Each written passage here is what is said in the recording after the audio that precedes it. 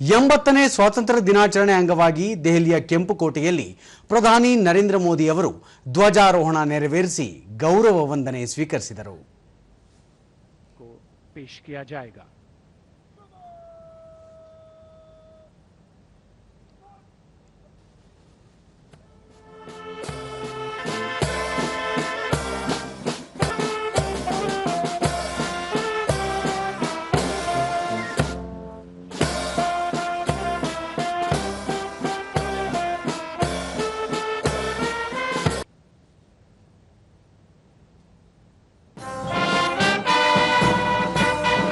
ಇದೇ ಮೊದಲ ಬಾರಿಗೆ ಕೆಂಪುಕೋಟೆಯಲ್ಲಿ ರಾಷ್ಟ್ರೀಯ ಗೀತೆ ವಂದೇ ಮಾತರಂ ಹಾಡಲಾಯಿತು.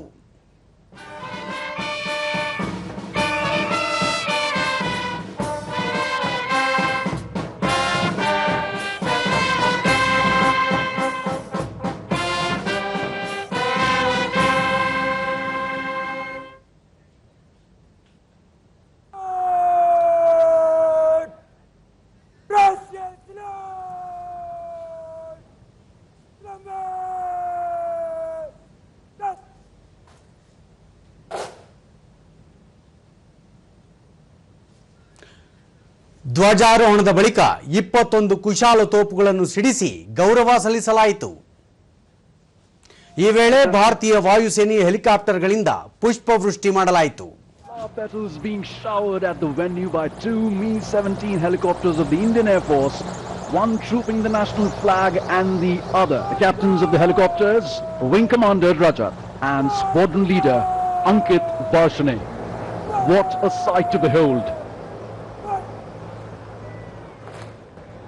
वंदे मातरम के ಬಳಿಕ ಪ್ರಧಾನಿ ನರೇಂದ್ರ ಮೋದಿ ಭಾರತ 2047ರ ವೇಳೆಗೆ ಅಭಿವೃದ್ಧಿ ಹೊಂದಿದ ರಾಷ್ಟ್ರವಾಗುವ ದೊಡ್ಡ ಕನಸನ್ನು ಹೊಂದಿದ್ದು ಈ ನಿಟ್ಟಿನಲ್ಲಿ ಮುನ್ನಡೆಯುತ್ತಿದೆ.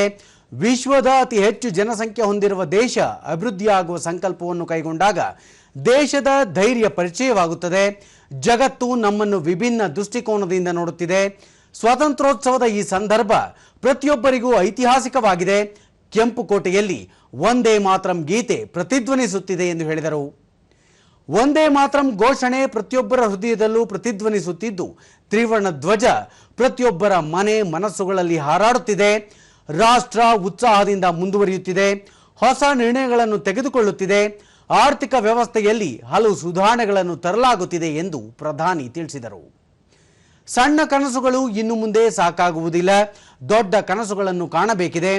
ದೊಡ್ಡ ಕನಸುಗಳು ನಮ್ಮ ಆಲೋಚನೆಯನ್ನು ವಿಸ್ತರಿಸುತ್ತವೆ.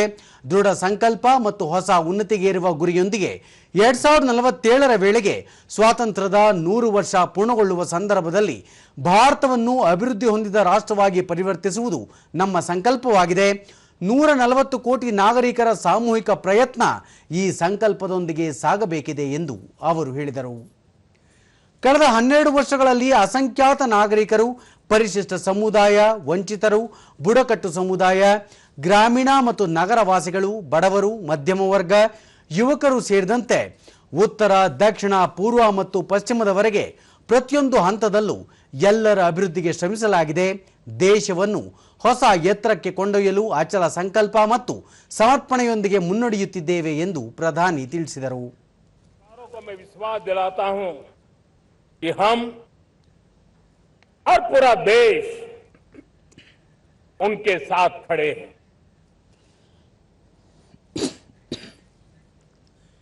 ಕಳೆದ ಕೆಲವು ದಿನಗಳಲ್ಲಿ ದೇಶದ ಹಲವು ಭಾಗಗಳಲ್ಲಿ ಪ್ರವಾಹ ಉಂಟಾಗಿದ್ದು ಅನೇಕ ಜನರನ್ನು ಬಾಧಿಸಿದೆ. ಇಡೀ ದೇಶ ಸಂತ್ರಸ್ತ ಕುಟುಂಬಗಳಿಗೆ ಬೆಂಬಲವಾಗಿ ನಿಂತಿದೆ. ಸ್ವಾವಲಂಬಿ ಭಾರತವನ್ನು ನಿರ್ಮಿಸಲು ವಿಕಸಿತ ಭಾರತದ ಸಂಕಲ್ಪ ಅನುವು ಮಾಡಿಕೊಡುತ್ತಿದೆ.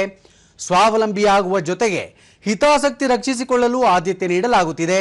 ಪ್ರತಿಯೊಬ್ಬ ಭಾರತೀಯನು ಮೇಕ್ ಇನ್ ಇಂಡಿಯಾ, ಸ್ವದೇಶಿ, ಸ್ಥಳೀಯತೆಯ ಉಪಕ್ರಮಗಳೊಂದಿಗೆ ತಮ್ಮನ್ನು ಜೋಡಿಸಿಕೊಂಡಿದ್ದಾರೆ ಎಂದು ತಿಳಿಸಿದರು. ದೇಶದ ಇಂಧನ ಸುರಕ್ಷತೆಯು ಈ ಕಾಲದ ಬೇಡಿಕೆಯಾಗಿದೆ. 2047ರ ವೇಳೆಗೆ 100 ಗಿಗಾವ್ಯಾಟ್ ಪರಮಾಣು ವಿದ್ಯುತ್ ಗುರಿಯೊಂದಿಗೆ ಸಾಗುತ್ತಿದ್ದೇವೆ. ಈ ದಶಕದಲ್ಲಿ 5 ಹೊಸ ಪರಮಾಣು ರಿಯಾಕ್ಟರ್ಗಳನ್ನು ಪ್ರಾರಂಭಿಸುವ ಗುರಿ ಹೊಂದಿದ್ದೇವೆ ಎಂದು ಹೇಳಿದರು. ಕಳೆದ 12 ವರ್ಷಗಳಲ್ಲಿ ವಿವಿಧ ವಲಯಗಳಲ್ಲಿ ಗಣನೀಯ ಪ್ರಗತಿ ಸಾಧಿಸಲಾಗಿದ್ದು ರಕ್ಷಣಾ ಉತ್ಪಾದನೆ ಸುಮಾರು 4 ಪಟ್ಟು, ಖಾದಿ ಮತ್ತು ಗ್ರಾಮೋದ್ಯೋಗ 5 ಪಟ್ಟು, ಎಲೆಕ್ಟ್ರಾನಿಕ್ ಉತ್ಪಾದನೆ 7 ಪಟ್ಟು, ಆಧುನಿಕ ರೈಲ್ವೆ ಬೋಗಿಗಳ ಉತ್ಪಾದನೆ 21 ಪಟ್ಟು ಹಾಗೂ ಮೊಬೈಲ್ ಉತ್ಪಾದನೆ 33 ಪಟ್ಟು ಹೆಚ್ಚಳವಾಗಿದೆ. ಇಂಟರ್ನೆಟ್ ಬಳಕೆದಾರರು 3 ಪಟ್ಟು, ಡಿಜಿಟಲ್ ವಹಿವಾಟು 100ರಷ್ಟು ಹೆಚ್ಚಳವಾಗಿದೆ. ಎನ್ಡಿಎ ಸರ್ಕಾರ ಜನಸಾಮಾನ್ಯರ ಕಲ್ಯಾಣದ ಜೊತೆಗೆ ಮೂಲಸೌಕರ್ಯಕ್ಕೆ ಆದ್ಯತೆ ನೀಡಿದೆ. 106 ಹಳೆಯ ಕಾನೂನುಗಳನ್ನು ರದ್ದುಪಡಿಸಿರುವುದು ರಾಷ್ಟ್ರದ ಆಡಳಿತದ ಮಹತ್ತರ ಬದಲಾವಣೆಯಾಗಿದೆ ಎಂದು ಪ್ರಧಾನಿ ತಿಳಿಸಿದರು. 47 का लक्ष्य इन मजबूत नींव पर खड़ा है. 2047 विकसित भारत का लक्ष्य हमने पिछले 10-12 साल में देशवासियों ने जो सामर्थ्य दिखाया है उस सामर्थ्य का हिस्सा है. और इसलिए मेरे प्यारे भाइयों बहनों, सदी का 1/4 हिस्सा बीत चुका है और अगला 1/4 हमारे लिए अत्यंत महत्वपूर्ण है. ಇದಕ್ಕೂ ಮುನ್ನ ಕೆಂಪುಕೋಟೆಗೆ ಆಗಮಿಸಿದ ಪ್ರಧಾನಿ ನರೇಂದ್ರ ಮೋದಿ ಅವರನ್ನು ರಕ್ಷಣಾ ಸಚಿವ ರಾಜನಾಥ್ ಸಿಂಗ್, ರಾಜ್ಯ ಸಚಿವ ಸಂಜಯ್ ಸೇಠ್ ಹಾಗೂ ರಕ್ಷಣಾ ಕಾರ್ಯದರ್ಶಿ ರಾಜೇಶ್ ಕುಮಾರ್ ಸಿಂಗ್ ಬರಮಾಡಿಕೊಂಡರು. रक्षा मंत्री श्री राजनाथ सिंह, रक्षा राज्य मंत्री श्री संजय सेठ, रक्षा सचिव Shri Rajesh Kumar Singh entrusted to us सादगी. ಇಂದು ಬೆಳಗ್ಗೆ ಪ್ರಧಾನಿ ನರೇಂದ್ರ ಮೋದಿ ಅವರು ರಾಜ್ಘಾಟ್ಗೆ ತೆರಳಿ ರಾಷ್ಟ್ರಪಿತ ಮಹಾತ್ಮ ಗಾಂಧಿ ಸ್ಮಾರಕಕ್ಕೆ ಪುಷ್ಪ ನಮನ ಸಲ್ಲಿಸಿದರು. The endurance of the ethos of all of us, showing what we all feel towards the Mahatma.